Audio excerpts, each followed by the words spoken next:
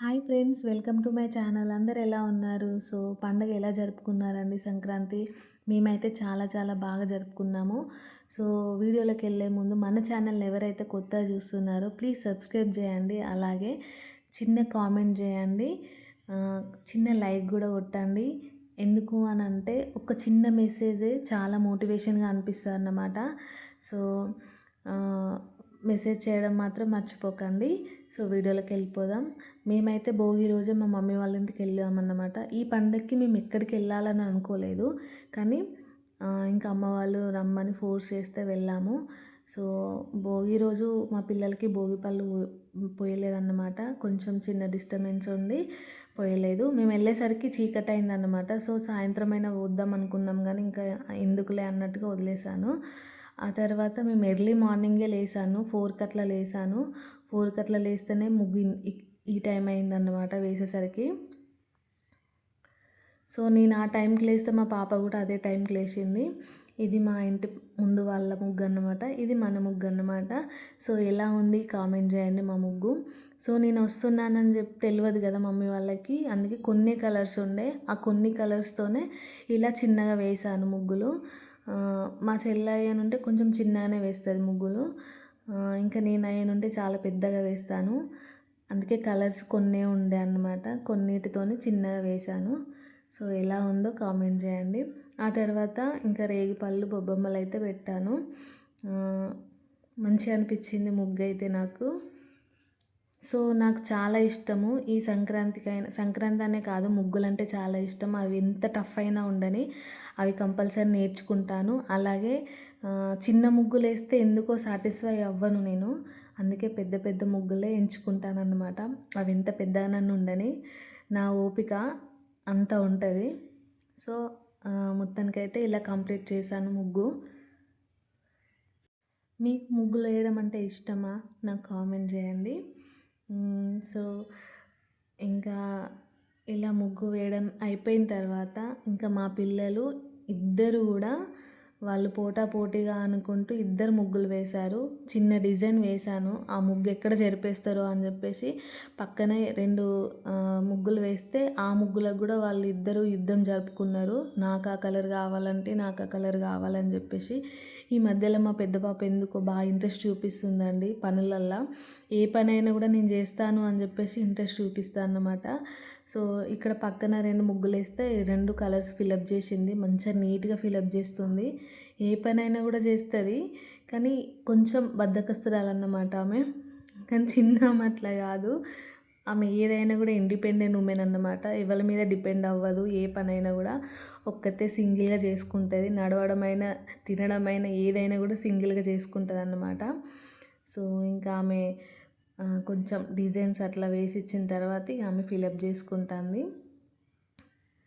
So ఏమైతే ఇక మొత్తం ఇట్లా రఫ్ చేస్తుంది కలర్స్ అన్నీ కూడా, అస్సలు ఇవ్వదు. మా ఇంట్లో పెద్ద డాన్ అన్నమాట ఆమె, ఎవరి మాట వినదు. ఆమెనే రౌడీ అన్నమాట ఆమె. సో ఈమె మా ఇంటి ముందు ఉంటుంది. ఈమె ఎట్లా అని అంటే పిల్లల్ని ఏడిపించడంలో ఈమెకు మించింది ఎవరు ఉండరన్నమాట. ఎవరైనా నవ్వుతున్న పిల్లల్ని ఏడిపించాలంటే ఈమె తర్వాతనే ఎవరైనా. సో అట్లా ఏడిపిస్తుంది అన్నట్టు పిల్లల్ని. ఆ తర్వాత మేమైతే లంచ్కి bagara rice, chicken and mutton తీసుకున్నాము. మా ఆయన మటన్ తినడు కాబట్టి మేమైతే చికెన్ చేసుకున్నాము. ఆ తర్వాత మేము ఇంకా కారం పూసలు అయితే స్టార్ట్ చేశాను అన్నమాట. సో ఇంకా ఫస్ట్గా మా ఆయనకైతే పెట్టాము టేస్ట్ ఎలా ఉంది చెప్పమని. ఆ తర్వాత ఇంకా మేము కారపూసలు అయిపోయిన తర్వాత మంచిగా కాసేపు అట్లా రిలాక్స్ అయ్యామన్నమాట.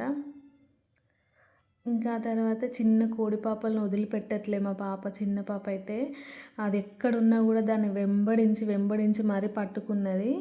ఇక్కడ ఉన్న వాళ్ళందరూ షాక్ అయ్యారన్నమాట. ఆమె అస్సలు వదిలిపెట్టట్లేదు. ఆమె చిన్న కోడి పాప అన్నమాట. వాళ్ళ మమ్మీ పెద్ద కోడి ఉంటుంది కదా, అది పొడవడానికి వస్తుంది, అయినా కూడా దాన్ని సీక్రెట్గా తీసుకొచ్చుకొని ఇలా పట్టుకొని ఆడుతూ ఉన్నది దాంతో. నా బిడ్డకి కోడి పిల్లలు, పిల్లులు ఇట్లాంటివి చాలా ఇష్టము. వాటిని మస్తు ముద్దాడుతుంది అన్నమాట. వాటిని అస్సలు వదిలిపెట్టలేదు. అందరూ మంచిగా సంబరపడిపోతున్నారు ఆమె మాట్లాడే మాటలకి, చేసే చేష్టలకి అన్నిటికీను. సో, దాన్ని పట్టుకొనే ఉన్నది. నేను అమ్మ వాళ్ళ ఇంటికాడ ఉన్నన్ని రోజులు దాంతోనే ఆడుకున్నది. అదే చెట్లల్లో ఉన్నా కూడా పట్టుకొనొచ్చి దాన్ని మరీ ఆడుతూ ఉన్నదన్నమాట. సో, ఆ తర్వాత వాళ్ళ డాడీకి అయితే చూపిస్తుంది, పట్టుకో పట్టుకో అని చెప్పేసి.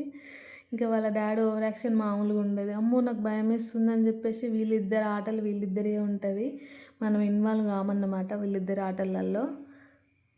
ఆ తర్వాత ఇంకా కనుమ రోజు అనమాట నేను ఇలా ముగ్గు వేశాను. ఎలా ఉంది, మీకు నచ్చిందా? సో చెప్పాను కదా, నాకు ఎంత టఫ్ అయినా కూడా నేను వేసుకుంటాను ముగ్గు. ఆ రోజు ఇంకా అమ్మ అరిసెలు చేసిందనమాట. సో మేము భోగి రోజే వెళ్ళాను కాబట్టి ఇంకా ఆ రోజు నుంచి వెళ్ళి అప్పాలు స్టార్ట్ చేసింది. అంతకుముందు అమ్మ అప్పాలు స్టార్ట్ చేయలేదు.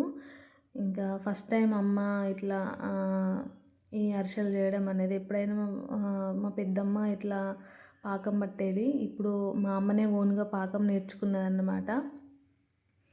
సో అప్పాలు చేయడంలో మా చెల్లెలకు మించింది ఎవరు ఉండరు. అక్కలకు చెల్లెలు ఉన్నన్ని రోజులు అదృష్టం అన్నమాట.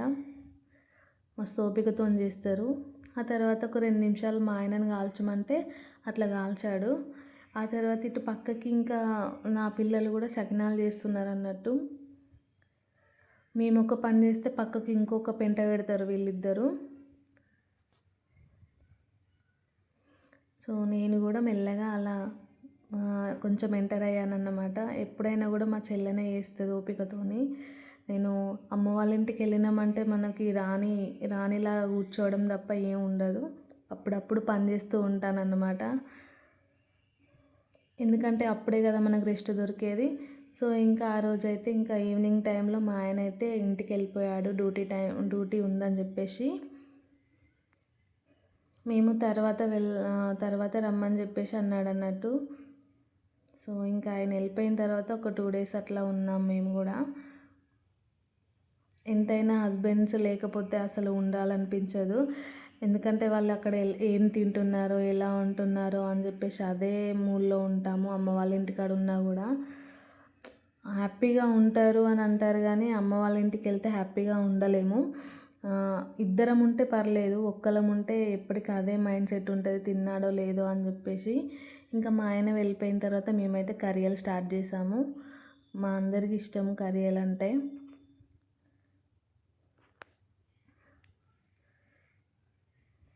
సో అట్లా స్టార్ట్ చేసిన తర్వాత అవి అయిపోయిన తర్వాత గారెలు అయితే చేసాము.